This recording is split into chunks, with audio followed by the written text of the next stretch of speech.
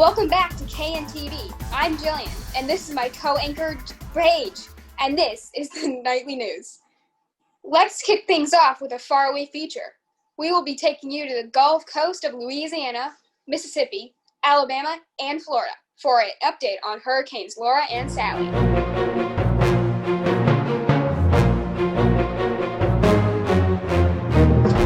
Laura was a Category 4 hurricane that hit Louisiana last week with a whirlwind of damages.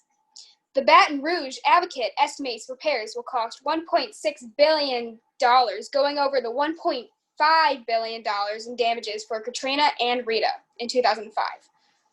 Sally came ashore near Gulf Shores, Alabama around 5:45 a.m. on Wednesday morning. The storm is expected to cause damages of $2 billion to $3 billion, way more than Laura did.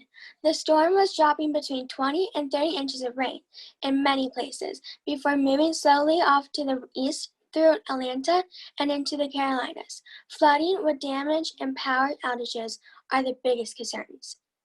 Red, white, and blue are colors we will be seeing a lot of this coming weeks.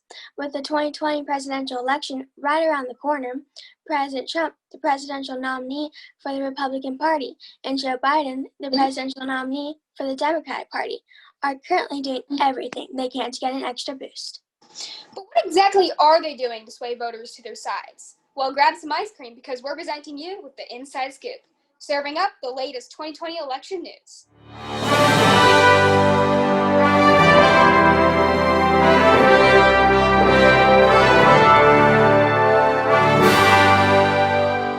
One of the biggest ways candidates attract voters is by holding rallies and gatherings to tell citizens what they want to do to help the country.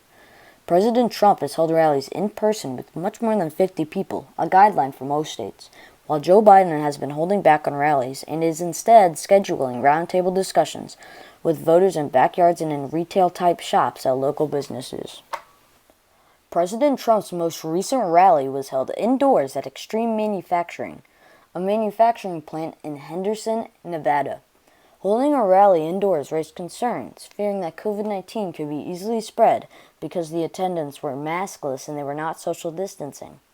The city of Henderson, Nevada, fined Extreme Manufacturing $3,000 for hosting the 5,600-person rally.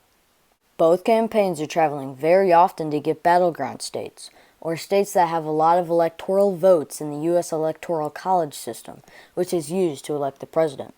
There are 14 battleground states, and according to BBC.com, the polls currently show that Biden has 11 of these states, while Trump only has 3. This was very different in 2016, when Trump had 10 battleground states.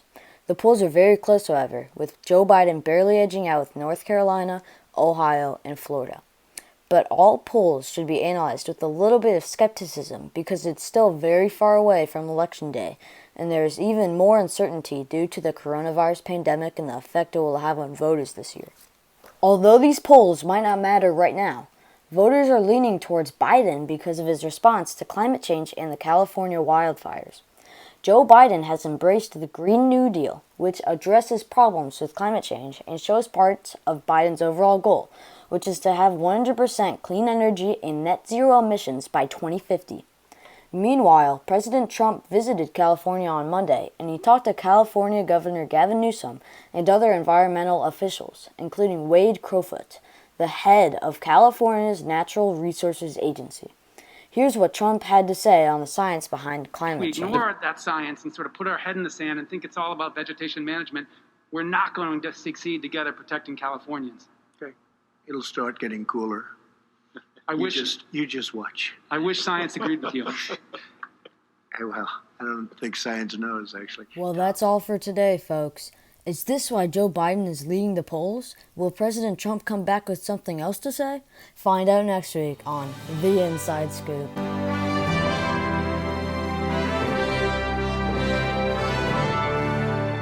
In the year 2020, we've been faced with coronavirus. KNTV reporters Braeden Fitzsimmons and Darius Edwards teamed up to take a look at public opinion about the impact of COVID-19.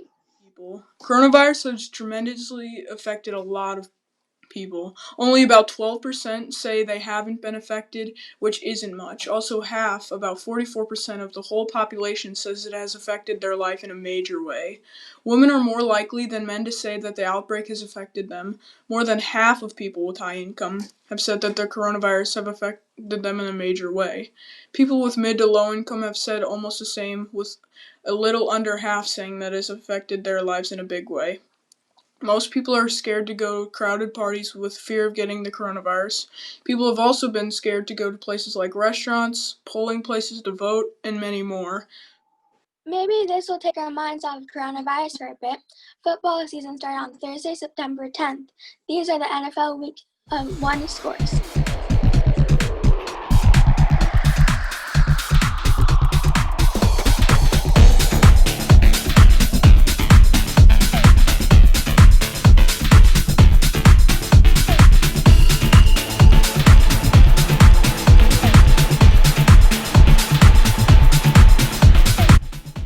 And Week 2 kicks off tonight. This is Jillian and Paige signing off. And remember, You belong at Nipher.